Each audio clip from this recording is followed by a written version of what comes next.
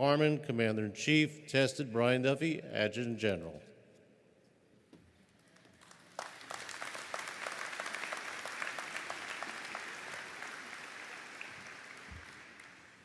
First off, I'm very humbled to be up here talking to you all today. For a living, I'm a motivational speaker, and I speak to thousands of professional athletes, from the biggest names to the smallest names. And when I saw Doc walk in here with the Congressional Medal of Honor, this is the first time in my life I got nervous to speak in front of a crowd. That's how much I respect this man up here. I was reading about this man back in the day, so I'd like to thank the VFW very much for giving me this award. It means more to me than anything I've ever received in my entire life. I'd like to thank my grandfather, Sergeant Jack Gardner, who is now deceased. This would be the happiest day of his entire life. I'd like to thank my mom up here, who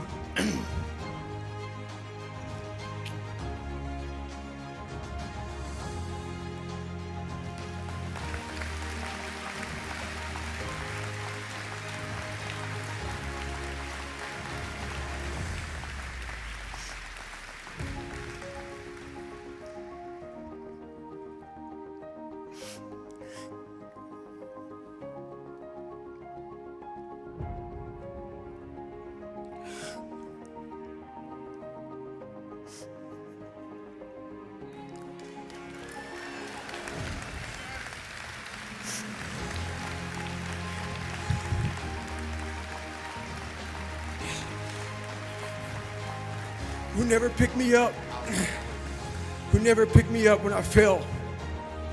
She taught me how to get up when I was knocked down.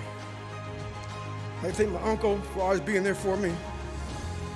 And I thank all of you out here who fought in these wars. You have no idea how big of a deal this is to me. I was not always this strong guy you see. I went through a lot of hard times in my life to get here today. And a story I'll tell you with real quick. I tried once to get in the Air Force to be an Air Force pararescueman, and I quit for fear of the water. I was 175 pounds. I left the Air Force 4 years later at 300 pounds. I went from 175 to 300 pounds.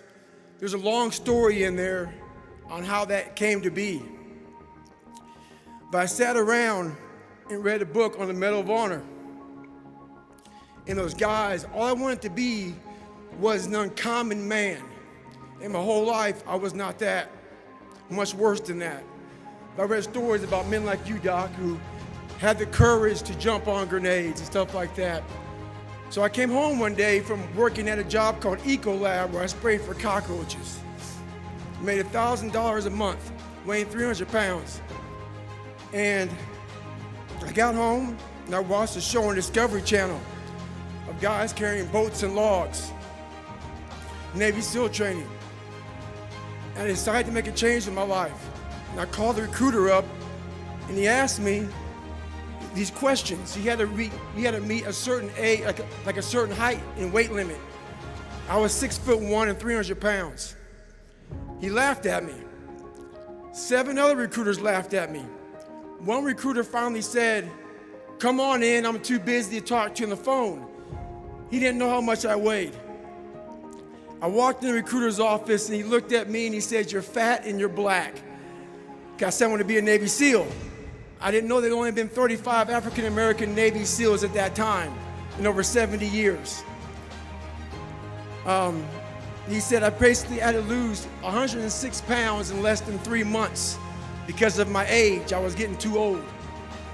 I came back 3 months later, 106 pounds lighter.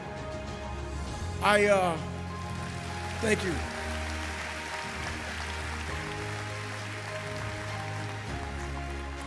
And literally, I spent 18 months going through BUDS, which is a 6-month program. Went through 3 hell weeks. That is where I met Marcus Luttrell, Danny Dietz, Michael Murphy, another Medal of Honor winner. I went through hell week with all these guys, real heroes. I am not a hero. I served with real heroes. And from there, I went on to raise over $2 million for the Special Operations Warrior Foundation. But